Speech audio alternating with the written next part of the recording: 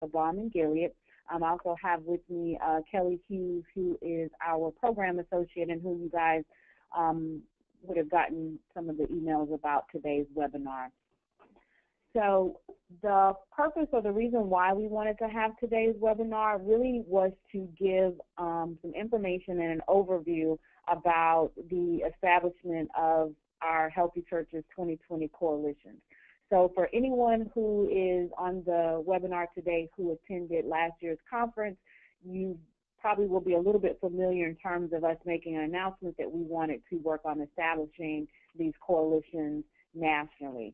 So we actually have several coalitions here in Virginia that we started last year as a part of some other projects that we were working on, focusing around physical activity and health and nutrition and addressing chronic diseases. So out of that model, we thought that it would be a good idea to take that and replicate that in other areas that definitely were experiencing the same prevalence and rates of chronic diseases. And so that really was the spark that got us going in terms of putting these coalitions together.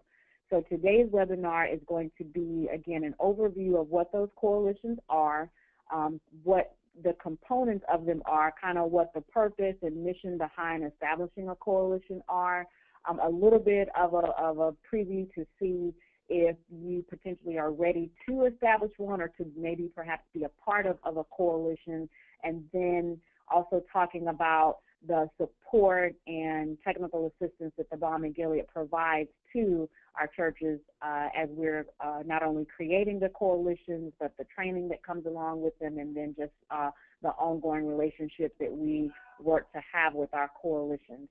So we will definitely have time at the end of the presentation to take questions either by phone or having you use the chat box feature, or if you look on there, you'll be able to type your questions in on the screen, and we'll take time to definitely answer those at the end of the presentation.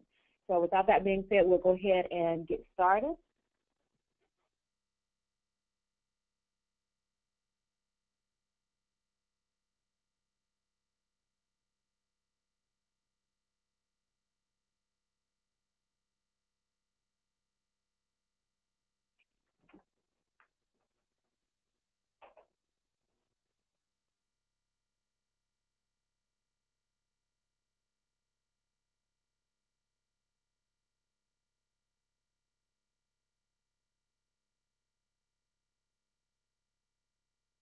Okay, so the computer is taking a moment to advance the slide, but I'm going to go ahead. We'll make sure that we get it caught up.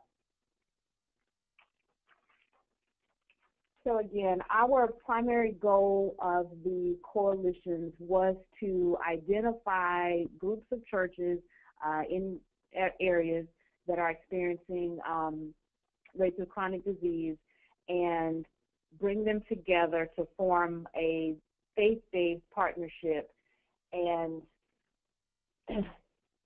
also in terms of doing trainings and capacity building about how to take those coalitions and then expand those into even broader community partnerships and collaborations.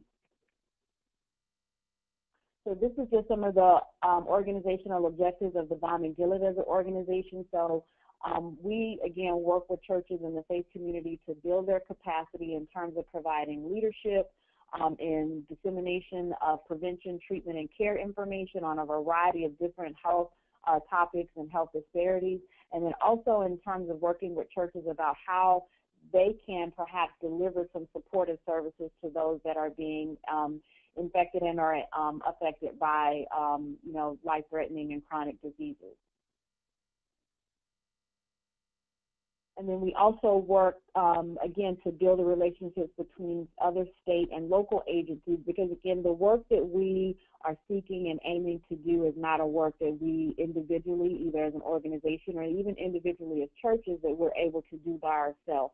And so it definitely takes a collective effort, and the Balm of Gilead really works to serve as a bridge and as a connector to those other community-based organizations, including our health departments and other organizations, to really put together comprehensive and holistic approaches to some of the issues that we see in our communities. And then also raising awareness just in the community at large about the issues that are impacting us and how churches can be involved. And so, as many of you know, the Balm of Gilead, we've been working and doing this work of working with churches for over 27 years now. And again, it started with work in HIV and AIDS in New York, launching our National Week of Prayer, and has expanded into initiatives that stem from everything from hepatitis C to cervical cancer to breastfeeding to our National Brain Health Center that we launched this year.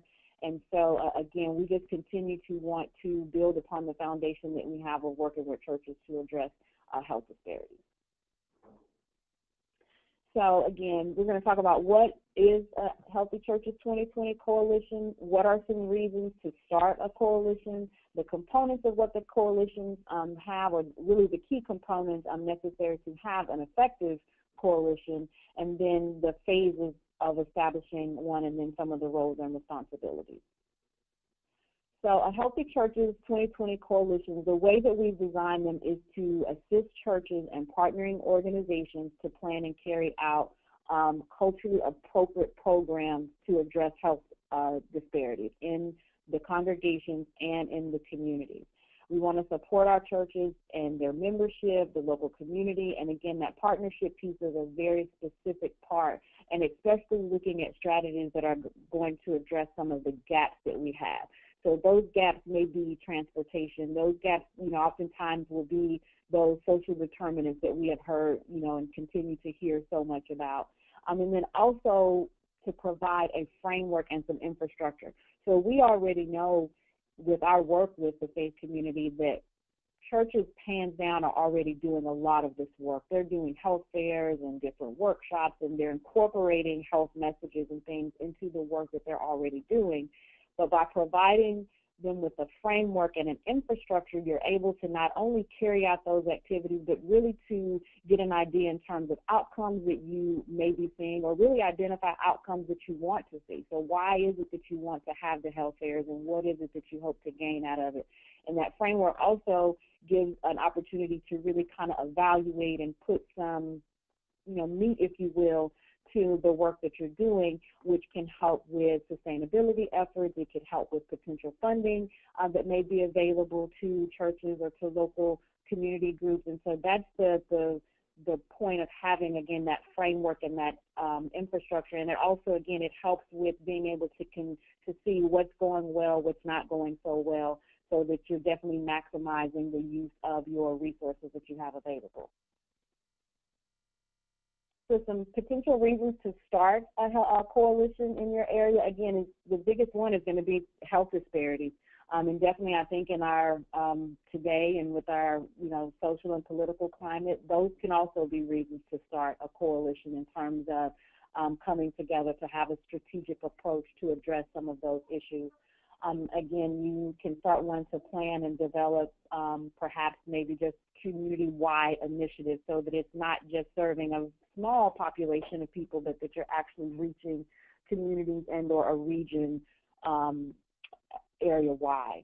And then also to maximize and better utilize resources. So we definitely understand that access to services like perhaps mental health, that those are extremely limited in a lot of areas, especially in the South. And so we want to make sure, coalitions give you an opportunity so that you don't have 10 different people or 10 different organizations trying to access and get the same resource, but rather it's a group coming together kind of as one body to access and utilize the services for the community, or perhaps link the community to those services. And then also to help sustain community-wide strategies and or other activities, really looking at achieving some long-term and perhaps even short-term health outcomes for the community as a whole. And so the Healthy Churches 2020 coalitions consist really of these three components. So there has to be either a group of individuals and or organizations that are committed to the overall goals of Healthy Churches 2020, as well as key stakeholders. So that may be your local American Heart Association chapters. It could be, someone with your Red Cross, or other, community leaders that are invested and share a common goal and common vision in terms of what your coalition wants to do. And then also making sure that the coalition is representative of your target community. The one thing we don't want to do is to have coalitions that have started and you have these wonderful plans and things that you want to do and put in place, but it's not really meeting or addressing the needs of what the actual community or your congregation is saying is an issue or something specific that to them. And so by making sure that we have a good mix of individuals at the table and a part of the decision-making process, as well as a part of the implementation and evaluation, will make sure that, again, you're putting activities and programs in place that are really, really talking and speaking to the needs of the congregation and the needs of the community. And so the establishing of a coalition is really effectively done in terms of phases. So you definitely want to make sure that you identify leadership or a core group. This really does work best in terms of it having at least 6 churches and or faith organizations. And the reason that we start with the churches and the faith organizations, again, is because we want this, and the intention is for this to be faith-led and faith-driven. So we wouldn't want your core group and core leadership perhaps to be, it's being run by your American Heart Association and the churches are coming in as a partner with them, but we rather want to empower and equip the churches to lead these coalitions and determine the partnerships that they want to have and how you want to utilize those partnerships, so that this is something that the church actually has ownership over and is guiding and leading all the activities of the coalition. And then you also want to identify perhaps community members, and again, this could be individuals within your congregation. You could, if you have other community, maybe service boards or community groups in your area, you could, extend an invitation perhaps to have a representative from those groups be a part of the coalition. And then after you have your group together, you've gotten, your good solid core faith-based leadership group as well as some community representation, then you want to start looking at developing and implementing an action plan. And again, this action plan is going, it could be anything from what you want to do over the next 6 months to what you want to do over the next year. It could be as complex and lengthy and detailed as you'd like it to be, or you can focus on just one specific health issue and what you want to do with it. And so again, the Balm does not tell the coalitions what has to be in your action plan, what you have to focus on. We really come in and support helping you develop the action plan that you feel is going to be best suited for what your overall goals and objectives are for the coalition in your area, because we understand each area is different. And then also making sure that there is evaluation and sustainment that's built into that action plan. So we want, if we do a health fair, we want to put some things in place that we can capture not only just attendance, but that we're even looking to see, so what did people really get out of attending the health fair? Both participants as well as the vendors or groups that you have and come out and to set up booths and provide services at the health fairs. And then really making sure that we also think about how do we sustain these efforts. So, any of us who perhaps has worked in any government type settings, you oftentimes know that you have to do the work with little to no funding, but by building in that evaluation and capturing the information, then again, perhaps that is what could open up doors and lead to funding opportunities for what you want to do. But even without, funding, the partnership development and things like that actually play a major role in sustaining any efforts that you would or that a coalition would have. So the roles and responsibilities of the coalitions and participating churches. So we definitely want you to provide ongoing evidence of your commitment to health promotion and disease prevention. And again, that would be participating. So for our coalitions that we've already established, We may do monthly webinars. We may do a monthly phone call. All of our coalitions and the churches that are participating in them have a coordinator that has been assigned typically by the pastor or head of the church, who is kind of like our liaison, and we do in-depth and intense training with that individual part of the work with the coalitions. And so that is what we mean in terms of kind of providing, that commitment that you're participating in as many of the activities that we have that are aimed at, providing those tools and those resources to our coalition partners. And then also working with the Balm of Gilead on implementing health assessments of your congregation and your community. And again, we work with you or work with our coalitions to determine what that assessment looks like. And the reason, again, we do that is that we can have a baseline or at least a starting point that not only looks at the health of the congregation and the community, but it also can touch on things to say, okay, if food and nutrition is one, then perhaps we can look at, are there food deserts where you are? And so the assessment becomes key in terms of helping with the planning of the different types of activities and initiatives that your coalition may want to look at implementing. And then also coordinating health education, physical activities, and other health-related events within your congregation and also in the community, because that's, big. We don't want to only have your church or only have the churches that are involved in the coalition getting the information or participating in the activities. So we really want to make sure that this is, something that is getting it out into the surrounding communities. And also establishing and supporting community partnerships related to physical activity and other health issues. Some additional roles is also working in partnership with us to establish or strengthen existing health ministries. And again, when we put the coalitions together here in Virginia, the health ministry was that ministry within the church that we wanted to have the coalition or at least have the activities housed within that. And so we definitely understand some churches don't have a health ministry per se, but perhaps it's the outreach ministry or it's the women's ministry. And so if there is no health ministry there, we definitely work to establish a health ministry within that church as a part of our work with the coalitions. Or if you have one, then it's really working to maybe expand and to grow the activities that you're already doing. And again, that could be disseminating health information, doing health promotion type programming and servicing. We also want to work with our coalition partners in terms of outreaching, working with diverse communities, other partners, and then also using the community's website, social media, newsletters. We have our Sunday morning health corners that go out. And, again, these are all things that we work side by side with our coalition partners to assist you with. So a lot of, some churches, if you don't have a website, we're not expecting you to go out and build one.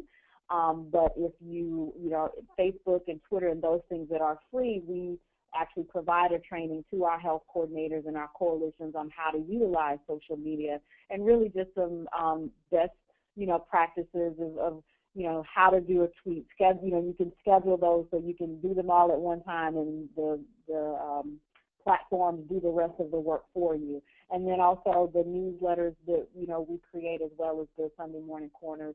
And then also making sure that there is a capacity assessment. So, and by that, what we do is once you agree to be a part of the coalition, we actually, sit down and talk about, okay, so what are some of the things that your church or your group has already been involved in? What are things that you currently have in terms of resources or that you have access to? And perhaps what are those things that you don't? Because that will allow us as an organization to help provide those resources ourselves or work with some of our partners that we have who are, best suited to provide resources that may be lacking for your program. And so for our role, or again, how we work with our coalitions, is that we provide the capacity building assistance. And again, this is not an exhaustive list of how we work and the assistance that we provide, but definitely in community mobilization and the development of your program, as well as the implementation, health fairs and other related activities, especially those that are working again to address health disparities among African Americans. And then we also facilitate and host, again, different forums, workshops, webinars, and different events that support not only your activities, but the activities of Healthy Churches 2020 as a whole. We collaborate with community leaders, other advocates, key stakeholders, again, to provide resources to our coalition partners, either directly or indirectly. A lot of time what we do is we will provide and create the relationship or the introductions to local organizations that we're aware of. One good example of that is that our work with the National Brain Health Center. We've been working with local Alzheimer's chapters and connecting those to some of our churches as well as to some of our other partners. And then one of the key things that we do is to provide the trainings and information to the coalition, again, regarding the use of behavior interventions, certain things that are evidence-based that can, in other cases, have been replicated right within faith institutions. And again, doing trainings as well as on health promotion. So if you're not a health profession or anything, you don't have to feel like you've got to go back to school for something. We actually, again, provide training on just basic food and nutrition and heart disease and different things like that, so that if you're not in an area that is that has a lot of resources, then the health coordinator or the church itself actually becomes that resource through the trainings that we provide. So you can conduct a workshop, so that you can provide a handout or something to be distributed after services. And so again, that's also a part of that the sustainability that we want to make sure that the coalitions have. So any questions at this time?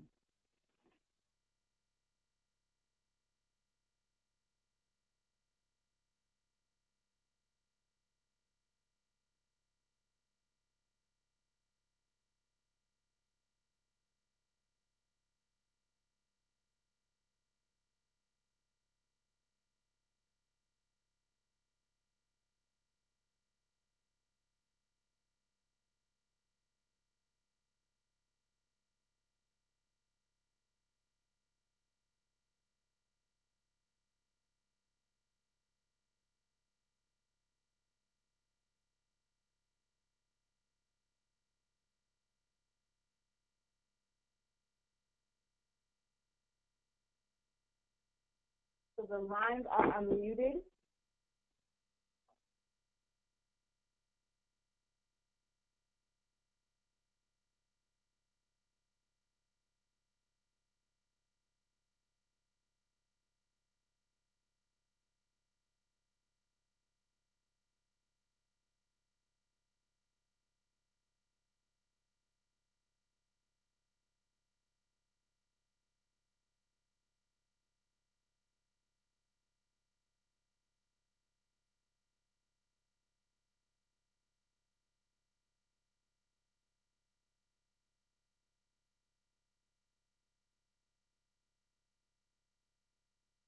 And if you're having problems with your line,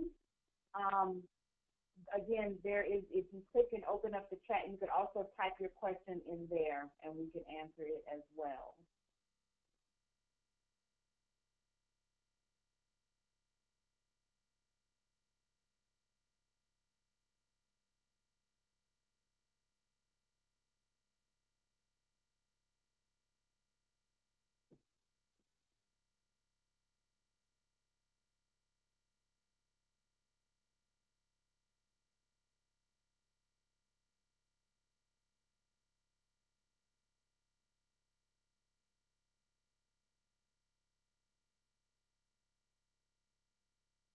Okay, so one other thing that we also wanted to make sure that you were aware of is that this year we actually have congregational packages to the conference. And so those packages, our hope is that it will allow either groups of churches or perhaps if it's a larger congregation to be able to send more than one person to be a part of Healthy Churches 2020 this year. And so our congregational package, again, it's reserved seating for 8 people. Either the organization or the churches themselves will have a full-page ad in our journal. You'll be listed in the promotional materials for the conference, as well as acknowledgement from the main stage during the opening sessions, as well as reserved seating at the general sessions and at the gala dinner that will be a part of the conference this year. And so if you were interested or wanted more information about the congregational package, there is a link on the healthychurches2020.org website, and you can just click on that and get information. You can actually click on that and complete a registration for a package, or you can always reach us at the info@balmofgilead.org. I am available by email, again, if you have any follow-up questions to today's presentation or about the congregational packages, and that is at pprice@balmofgilead.org. Today's webinar is being recorded, so at the end of the webinar, we'll actually, or you'll receive a link to the recording if it was something perhaps that you missed, or if you wanted to go back and just review the slides, you'll be able to have it that way. And then you can also, through that link, contact us again if you had any follow-up questions. Our next steps in terms of after this webinar, we'll plan to do perhaps one more, again, another info session similar to this one. And then from there, we'll actually be reaching out to individuals who participated in those webinars to see the area where you are, what your interest is in terms of leading one, to be a part of one, and then based on the geographical areas that are represented by the attendees of the webinars, we will start doing some local or regional webinars that are just for those individuals who participated and who want to start a coalition, let's say, in Dallas, Texas. And so anyone kind of in that Dallas, Texas area, we will be reaching out to you and then moving forward with a more locally or more direct presentation and follow-up with you.